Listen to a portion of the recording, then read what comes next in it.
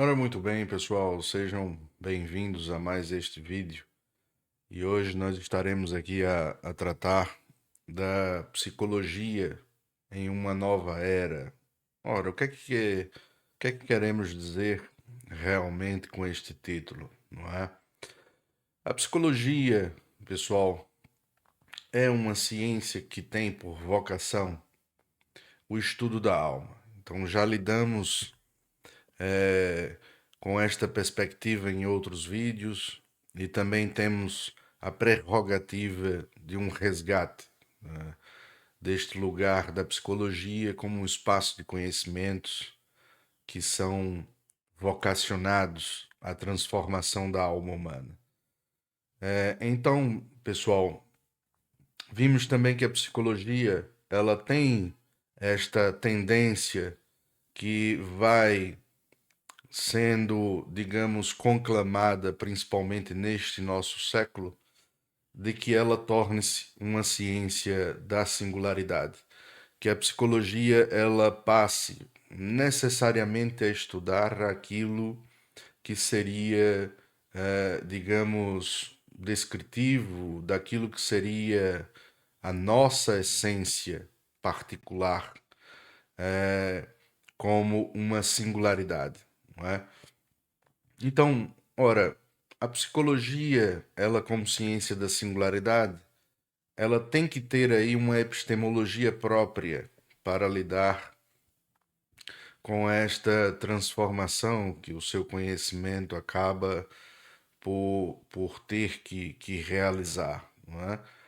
Então, esta transformação ou esta ultrapassagem é a partir de um campo epistemológico que temos hoje que abstrair, principalmente com uma noção de como vamos olhar a realidade para a qual a psicologia ela também está presente ali como um espaço de conhecimentos próprios.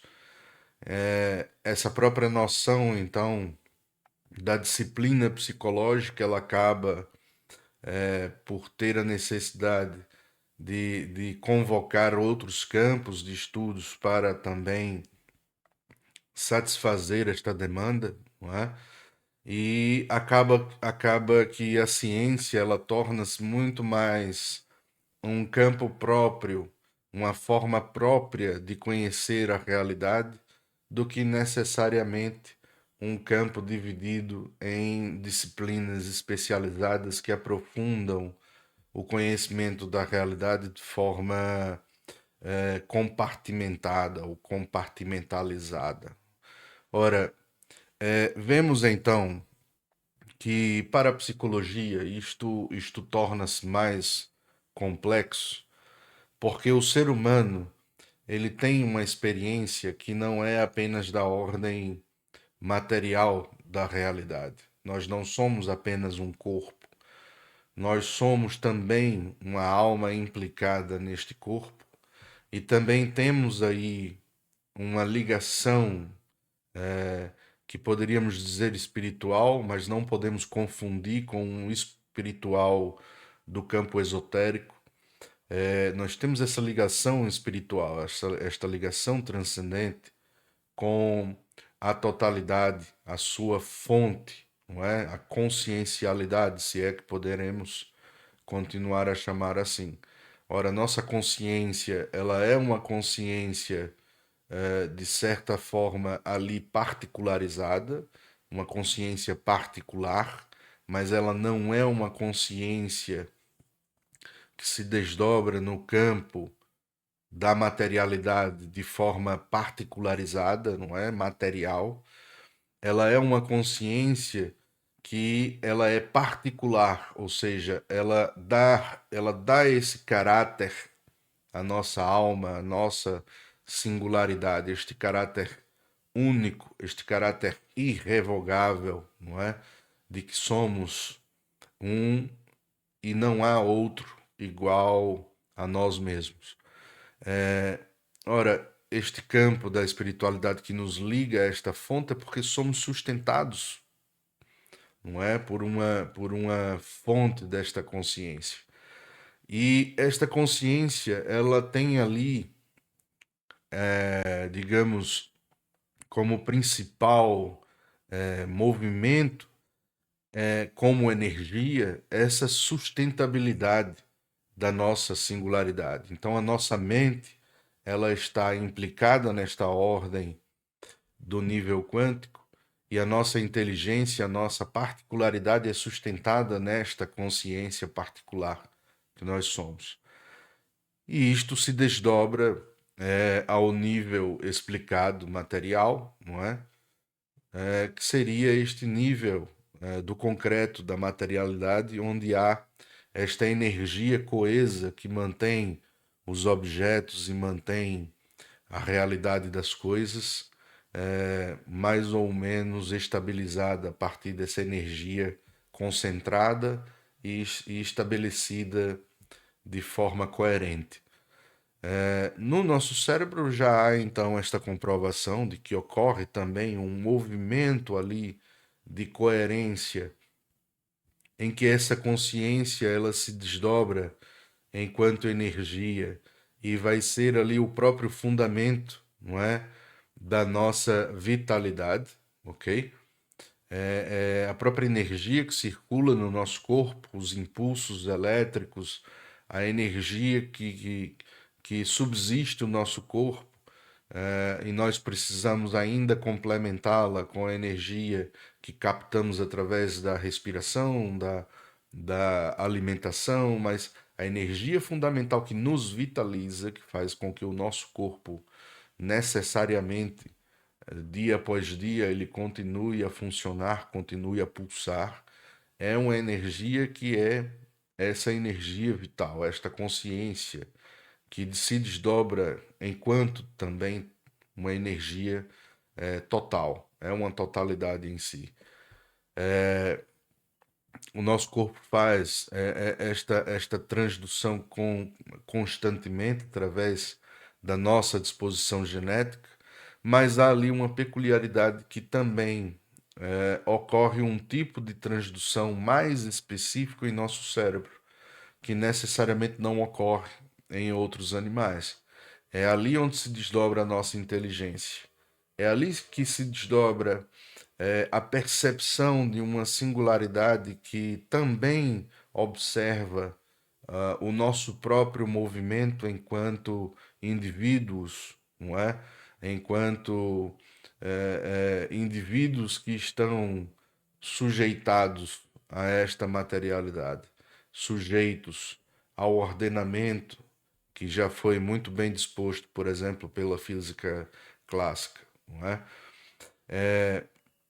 Esta noção de realidade, então, pessoal, nós vamos partir principalmente da visão do físico David Bohm. Ele tem um livro que é interessantíssimo, e são os dois livros principais que nós poderíamos colocar aqui como livros de cabeceira que nós temos que sempre ter ali à mão. É a totalidade e a ordem implicada e o pensamento enquanto sistema, o pensamento como um sistema. Ora, a totalidade e a ordem implicada, o David Bohm ele vai colocar essa noção de que a realidade ela é uma totalidade. Só que ela como totalidade tem ali envolvida em si mesma a realidade que chamamos, que denominamos do nível quântico, que é a realidade que sustenta a realidade material. Ou seja, essa realidade sustenedora, que é a realidade do nível quântico, ela se desdobra, ela se conforma na realidade do nível material.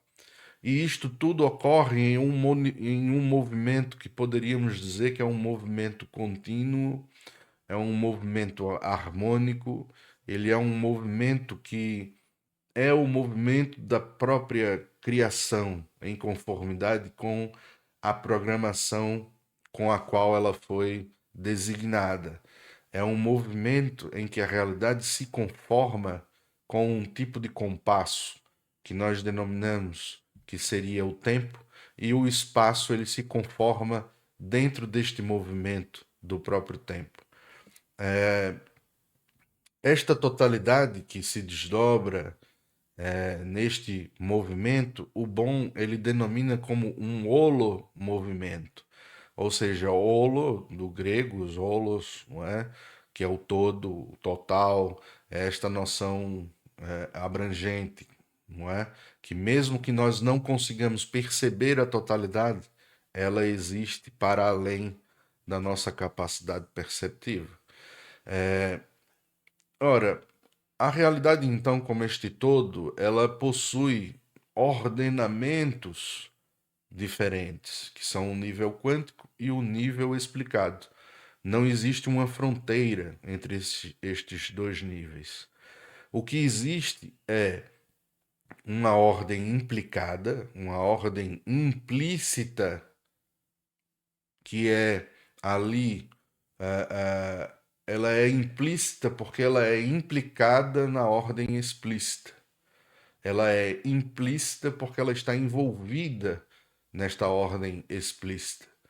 E quando ela é desdobrada, quando ela é desvelada, quando ela surge e se conforma pelos próprios processos que hoje a física já tem alcançado em suas explicações, ela necessita então ali de um movimento de certa coerência, de um movimento de certa conformação para que ela possa se pôr de forma mais ou menos coesa na realidade material, que é isso que acontece com as coisas existentes, a matéria que são ali existentes, não é? E é aí onde nós participamos neste processo. Nós somos co-criadores, nós somos co-participadores desse processo.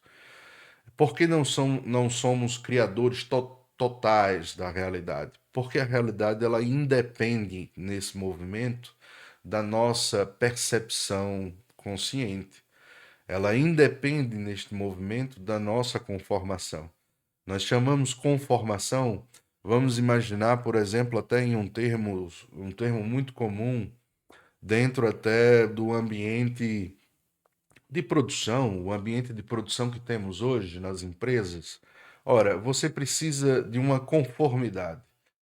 Quando você realiza uma conformidade de certo produto, de certo processo, de certa,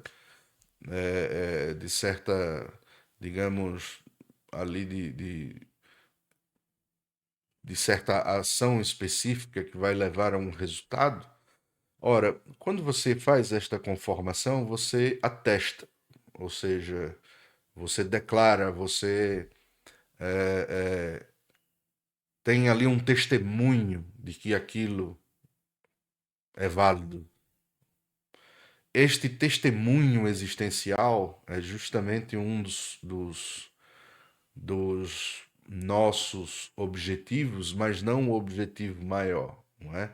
Nós existimos porque conformamos a nossa própria existência, mas há aquele, que aí é a discussão que depois vamos também realizar, mas não convém adentrarmos agora, mas há aquele grande observador que também permeia a realidade através de nós, porque somos grandes observadores na realidade material, grandes observadores a partir do conceito físico, de que não realizamos uma influência direta para que as coisas existam, mas sim uma influência indireta, uma influência da qual esta realidade se conforma. Como é que isto acontece? Nós precisamos captar a luz para ver as coisas desta realidade, porque o nosso corpo ele é programado, ele é ordenado desta forma. Quando o nosso corpo capta a luz e nós passamos a ver os objetos, ao mesmo tempo que estamos captando, também estamos projetando esse objeto em conformidade com a forma que ele foi programado, com a forma que ele foi criado para existir. Nós somos co-criadores porque nós podemos manipular esta realidade e da matéria existente da realidade, do caos que existe, não é?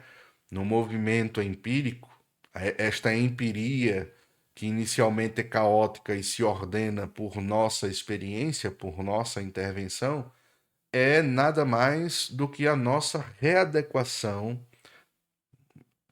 neste mundo material. Nós fazemos um reordenamento deste mundo material, mas precisamos da matéria que ali contém. Nós não temos poder, por exemplo, para criar do nada. Nós não temos esta capacidade. Então, a nossa consciência, ela é uma consciência muito mais de uma ordem existencial em que o grande impacto que realizamos através do mundo é a partir do movimento em que escolhemos uma possibilidade, essa escolha se conforma em um ato e esse ato ele gera um novo ordenamento na realidade material, na realidade empírica. É o que poderíamos chamar de ação propriamente dita. Ora, o impacto que geramos no mundo, então, é justamente este, através dos nossos atos. E os nossos atos são impulsionados por nossa vontade. A nossa vontade, geralmente, ela está ali ordenada de uma forma ou de outra, a partir tanto do afeto que sentimos, como também como o pensamento, ele vai captar todo este movimento do corpo e como ele vai estabelecer as vias destas possibilidades, não é? Enquanto escolhas, ou seja, quando conformamos o ato, então realizamos realmente ali um ordenamento material no mundo e este ato ele inevitavelmente gerará algum tipo de consequência. Isto seria algo essencial no próprio movimento de agir, no próprio movimento da forma como ele é ordenado nesta realidade. Ou seja, tudo inicia-se não apenas com a vontade e o movimento próprio desta ordem material. Tudo inicia-se com o movimento próprio que seria da ordem implicada, ou seja, enquanto singularidade, nós desdobramos um desígnio, uma intencionalidade. Quando nós desdobramos isto, nós desdobramos também essa possibilidade da singularidade perceber através do pensamento, não é? Esta realidade. É por isso que o próprio pensamento, enquanto um holomovimento, em conformidade com a própria realidade, traz ali não só todas as possibilidades que nos são possíveis enquanto indivíduos, enquanto corpos, não é? No próprio campo empírico da experiência, mas traz ali também muito mais informações para o campo do que seria consciencial. Ou seja, traz ali todas as possibilidades, não somente do que nos é possível, mas todas as possibilidades em termos do que seria possível ou então do que mesmo não sendo possível, porque já determinamos um caminho a partir das nossas escolhas. Mesmo assim, aquilo que não nos é possível, as possibilidades que já não são mais passíveis de conformidade, de conformação, mesmo assim nós podemos perceber este todo. Nós podemos perceber o todo a partir dessa experiência no empírico. Claro que nós podemos, enquanto uma ordem de possibilidades, só que este pensamento, ele mesmo sendo uma totalidade, tal e qual é a realidade, é difícil ultrapassar a ordem dos condicionamentos que esse pensamento sofre, porque ele é do ordenamento próprio do corpo. Ele é um sistema corporal.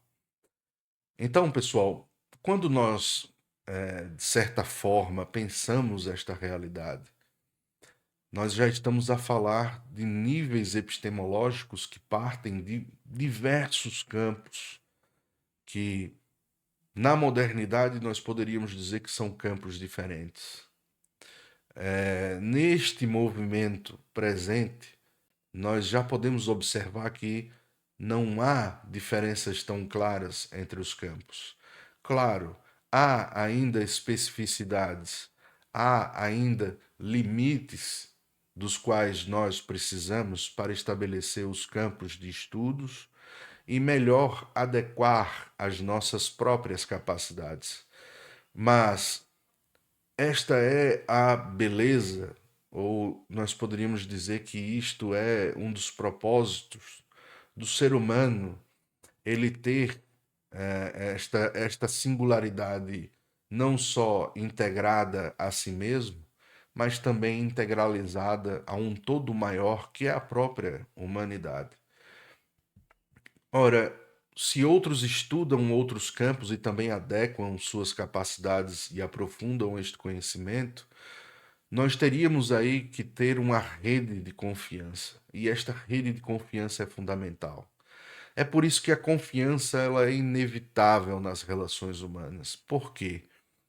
Porque se você não age com confiança, você tende ao fracasso. Se você não tem confiança no outro, a sua realidade torna-se instável. Você não tem confiança naquilo próprio que você deve ou pode fazer, se não for também em confiança com os resultados que isto irá gerar. Se há desconfiança mútua sempre nas relações entre uns e outros, há a possibilidade de perda total para um ou para o outro. Estes ganhos, eles também sempre serão temporários. Então é como se a humanidade ela sempre tivesse uma tendência em seu movimento próprio a buscar esta forma mais elevada de viver, elevar o seu pensamento. E isto é próprio naquilo que podemos estabelecer através da importância das virtudes como parâmetros morais para a existência humana, de uma ética mais transcendente. E é daí onde nós podemos fundar epistemologias que são mais coerentes com estes tipos de movimento. Ora, nós precisamos ter uma noção da totalidade que seria mais integralista, uma noção não só da própria realidade, mas de como conceber um conhecimento a partir daquilo que é bom. Ora, como é que nós podemos conhecer aquilo que é bom? É daí que nós temos que ter o parâmetro da boa filosofia, do bom pensamento e da boa ética como norteadora daquilo que é para o bem, daquilo que é para um bem maior, daquilo que não é um bem somente voltado para mim mesmo, mas um bem que reverbera para todos e um bem que é essencial. Existem, pessoal, noções de um bem que nos transcende. O bom, ele é sempre ligado a um movimento próprio, natural, essencial da beleza. Nós reconhecemos a beleza naturalmente, mas nós podemos também nos fazer feios. Nós podemos destruir a beleza. Nós podemos constituir outras formas de movimentos em que nós distorcemos a própria concepção essencial do que é a beleza. E nós vemos isto hoje em nossa realidade. Nós vemos isto já há mais de 5 séculos em nossa realidade.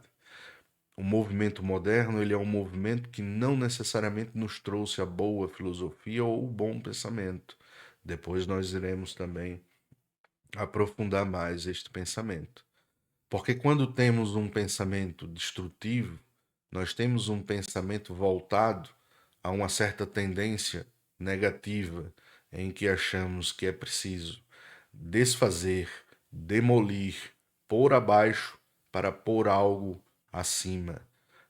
Isto é um movimento próprio da vaidade humana, em que o ser humano ele pensa poder constituir aquilo que seria o melhor, quando nós podemos apenas reconhecer aquilo o que é o melhor.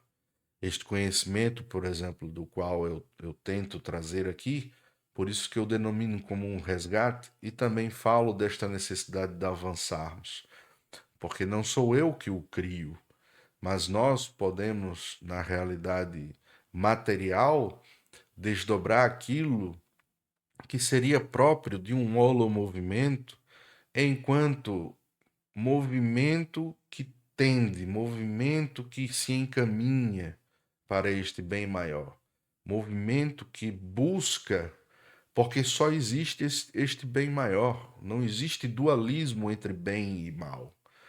Existe uma luta, sim, que temos que compreender, mas pronto. Não necessariamente existe aí esta luta colocada como se existe um bem total, um mal total. Isto é produto de um pensamento relativista que nós temos. É um pensamento que busca dividir o mundo e esta crise atual do mundo, a nossa crise subjetiva, entre aspas, como se fôssemos seres objetivos e subjetivos ao mesmo tempo, nada mais é do que uma confusão, do que uma dissonância cognitiva. É um embaralhamento do pensamento, é o pensamento do Ouroboros, ou seja, o pensamento em ciclos, é o cachorro, é o cão correndo atrás do próprio rabo, nunca se chega a um fim. Isto não quer dizer que seja a nossa realidade. A nossa realidade ela é integral, ela é este todo, e se nós a contemplarmos devidamente, se nós a honrarmos, tivermos dignidade na vida, nós poderemos observar sim como ela é uma realidade total.